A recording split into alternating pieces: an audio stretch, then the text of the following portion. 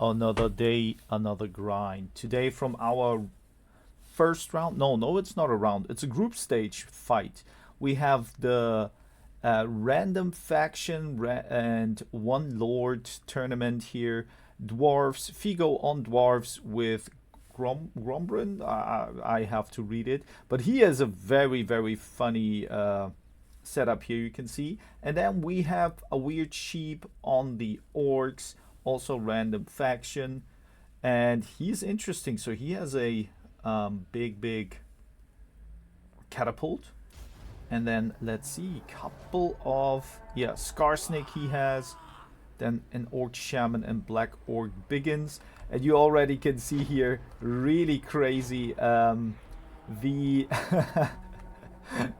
Figo is going here with the Gyro Bombers and the Thunder Barge, also a couple of other gyrocopters here. That's crazy and very interesting tech because greenskins are not so good when it comes to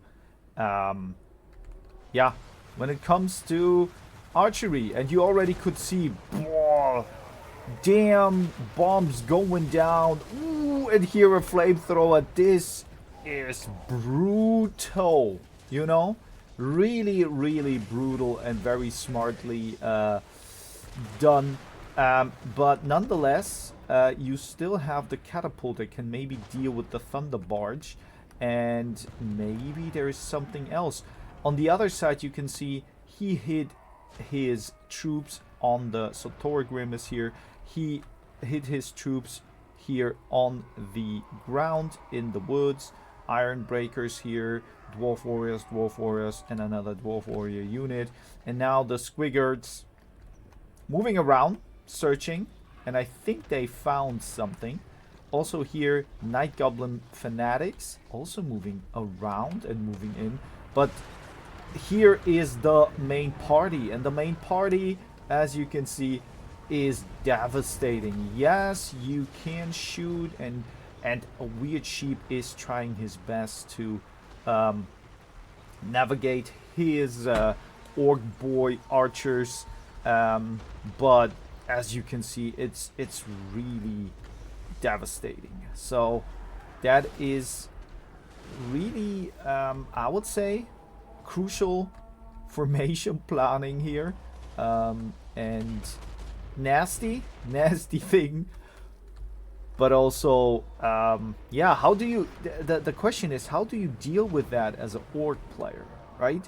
So you could go with different units, right? You can maybe try, maybe you have something like a net or something, maybe, because now he is trying to do something else. Because when he beats this army here, right, then he has a chance.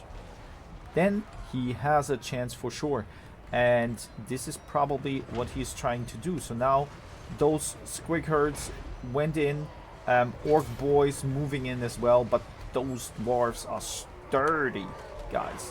They know they fought a long time against those greenskins, I assume. I don't know. It's usually the case. With a little bit support with the Thunder Barge here. I'm not sure. Yeah, the Thunder Barge can still shoot pretty well. And there is the support by those gyrocopters, and it's nasty. But, unfortunately, I would say, the weird sheep here should have taken this spot, right? Because it puts the dwarf player on a clock. He has to move. He has to advance, right? And this is what... Oh, nice cast over here. So now those iron breakers even got a lot of damage. And nonetheless, it seems like the Greenskins army losing a little bit of this of their momentum over there, and there's still a lot of gyrocopters running around, and there it is. So yeah, let's get into the value here. So yeah, really interesting tactics over here. So you can see nice values, but the great value comes from those flying units here. They didn't get a lot of kills, but they just immediately deleted all those units that the orcs had that could maybe deal with it, right?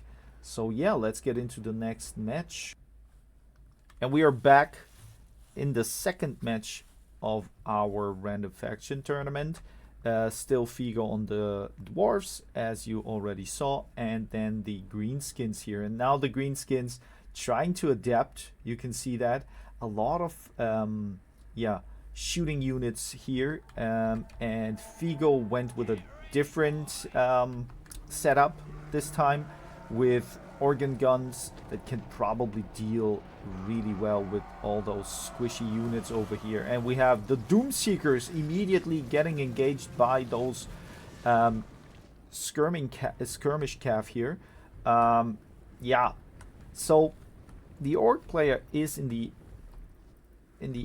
offense, right? He has to be, because those organ guns will shoot and destroy a lot of units before they even reach it. But on the other side, it's really interesting, because Doomdiver catapults should deal with those organ guns for sure, right? 300 range here. This one has 400 range, so easy. Also the goblin bolt thrower, but we can see here the dwarves are playing elvish, right? They have a couple of rangers here hidden in the woods, engaging maybe later onto the catapults. And yeah, now we're in the front, and immediately nice damage going in. The Longbeards surviving here, and I don't understand why those rusty archers are going in here. Maybe to deal with the rangers, but still the thunderers are kind of deleting all those units in the front. And a nice cast over here. This is what we're here for. Bam! And those flying dwarves are having fun, I guess. Probably not. Then here, the orc shaman is trying to move around, trying to juke those thunderers here. And the Ipeck loonies, I think they're stalking, so they could probably, it's a little bit bad when you think about it that the shaman is moving here, because now those stalkers here, right, the night goblin fanatics, they're seen, and that's not good. But on the main battlefield, we have what do we have here? The Black Orc Big Boss moving in, punching some Longbeards, but I would assume that, now Thorgrim Grolbeard, Grudgebeard, isn't it? It's German here, so let me check. Grudgebearer. And now the Rangers have emerged from those woods. They are picking apart those Night Goblins here. And Doomdiver catapult still shooting to those organ guns. Unfortunately, Sheep couldn't really notice what was going on in his backline. He was probably too much focused on the front. The orc shaman couldn't really deal with the artillery, and now the rangers are taking care of those.